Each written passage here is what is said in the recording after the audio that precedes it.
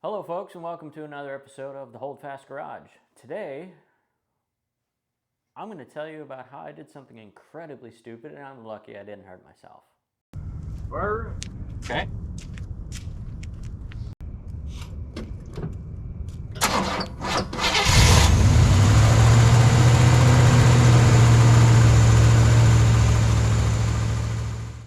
So, if you watched the previous episode, you know that we removed the engine from the Beast. In the waning daylight of a Saturday evening, my buddies TJ, John Mark, and Dalton helped me to get this giant big block V8 and the transmission attached to it out of the Beast. And we set it on my car carrier trailer next to the Beast overnight, which was fine. You know, it was fine. But I didn't want to leave it there because you don't want to be that neighbor with a giant, with an engine sitting in your driveway. And it was supposed to rain Sunday evening. So I wanted to get the engine into the garage. And this is where I'm going to cut to the time-lapse video that I filmed of me trying to do that. And I'm going to narrate a little bit. And then we're going to meet back here. So here we are. Rain is incoming, so I got to get this thing moved. Cleaning up the oil and all that was spilled. Here we are. Getting everything hooked up.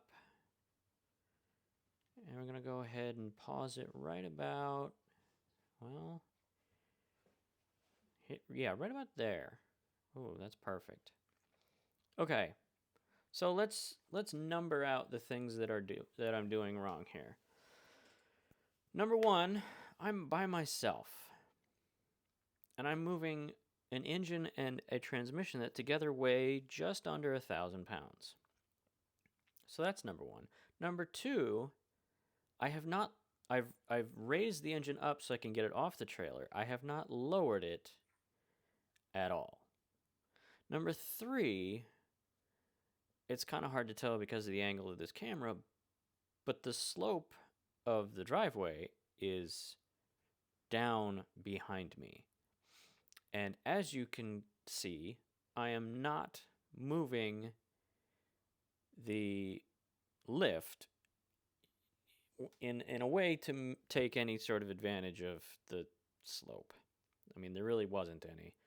I was doomed from the start. So yeah, by myself, engine's too high, moving the lift sideways. And let's just go ahead and press play and see what happens. Oh, there it is. It's down. Yeah. That's the face of a man that has messed up. See that red spot on my steel-toed shoe? Yeah, that's the paint from the lift. That steel-toed shoe is the only reason I didn't go to the hospital Sunday evening. As I said, could have been worse, but not great. So I'm not gonna do anything today by myself. I just wanted to talk about this little episode of making a mistake. So let's have a look at the engine. Let's see what kind of damage occurred. So right away, here's the transmission pan. You can see it's pretty badly deformed right there. I think that was the first part of the engine that hit the ground. So I don't think it damaged the fasteners at all, so that's good. But I'm probably gonna have to replace this. I don't know much about transmissions, so I don't know if there's any workings in here that might have been damaged, or if everything's up here in the bell housing. Anyway, So yeah, so that's bad. Fortunately, nothing else was damaged on the transmission that I can see. Here's the oil pan, and it's pretty badly deformed right there. A little scratch on the starter there, right here.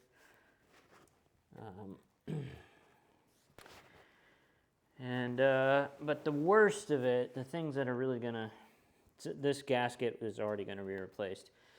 But what's really gonna cause me trouble is, so I have these head bolts right here, that's how we lifted this side of it. Well, those aren't the bolts that I was using when I lifted it. So here is the sheared off end of one, and you can see where the head of it struck the cylinder head there. So that's great. And then there's another one in here. So I'm gonna have to drill those out and I'm gonna have to drill a hole and get an easy out and twist the. It's gonna be a pain. It's gonna be bad. Continuing on. So back to that's kind of the worst of it. As far as I can see, just an external examination. There may be internal damage. I don't know. We'll find out when we start tearing this down. As I said, I'm not going to do anything by myself for the foreseeable future. Dad's going to be here soon. The holidays are coming up, and he's gonna help out. So we're gonna get an engine stand. We're gonna separate the transmission from the engine, and I might just throw the transmission in the bed of my truck and take it to the shop that I already had it, at which I already had it serviced, and see what they have to say. Anyway, that's down the road. But let's have a look at some of the other things that are issue here. So we already took the head off that side, the passenger side. This is the head of the driver's side. And if you know about engines, you understand these are the lifters, these are the springs, rather, and the lifters rest like that, and the lifting rods come up through here. Anyway, so looking good, looking all right, yeah. Okay, but here's a problem, right? You can see there's a groove worn in that. What's supposed to happen is as these springs move up and down, they're machined so that they rotate every time they come up and down, they also rotate. And that prevents this. You can see there's a groove. So on the bottom side of this lifter, which rests there, I can feel. Hold on, can I get you a look at that? I don't know. Let's see. Not really, but there's a groove. Anyway, and there's not so much on these other ones. But yeah, that's bad. Not so bad. But yeah, terrible. So we already saw that on the passenger side. It's not crazy to find that it also happened on the driver's side. What I don't know, we talked about this in a previous episode as well, that that this car was in the possession of my grandfather for a little while, and his philosophy towards oil changes was you don't need to do an oil change. You just change the filter and add a quart, and you're fine. So is that what caused this? Is that Or is it that I was running this engine once I got it running again? I was running it with new oil that doesn't have the zinc additives and such that an engine of this type needs. I don't know. I don't know if I caused this damage or if it was already there, and I don't know. I don't know. But going forward, we will be putting zinc additives in the oil just to make sure that we don't have this issue again. But what this means is that a lot of this is going to get replaced. We already knew that the cam is damaged. We'll have a look here. I think we can see down in the galley. Yeah, there's. So this one was starting to round off. You can see it's not exactly flat in there. Anyway, so that cam is going to need to be replaced. Are there other things that are going to need to be replaced? Definitely some springs and some lifters, some valves. Probably just a full new set, honestly, and head bolts because we sheared those two off. But we're going to replace those already. It's just an increased degree of difficulty. Yeah. So that's where we're at. That is the current status. More work to be done, obviously, but not doing it by myself, as I mentioned.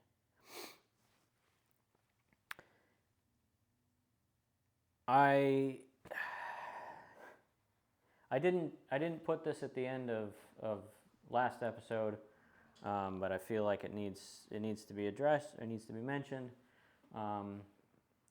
You may notice that in this episode and in the previous episode that there's a certain small white dog that is not present. My dog, Scout, my Jack Russell Terrier, who featured in many episodes, unfortunately, I had to let him go between the previous episode and the one that came before that. That's part of why there was such a big gap between those two episodes. Anyway, yeah, so Scout's no longer with us. He had a heart problem that unfortunately it just got to a point where I had to let him go, and it was rough. It was real rough. I miss him a great deal. And I don't want to end on a sad note, but I did a tribute to Hurley when he passed away. It would feel wrong not to do a tribute to Scout. And you've seen him in those previous episodes, so you might be wondering, hey, where the heck is our little buddy? Well, he's crossed the Rainbow Bridge and he's chasing his tail somewhere else now. He's gone to be something else. Anyway, thanks for watching. I appreciate you. If you like the channel, please, if you haven't already, like and subscribe and tell your friends and tell your enemies.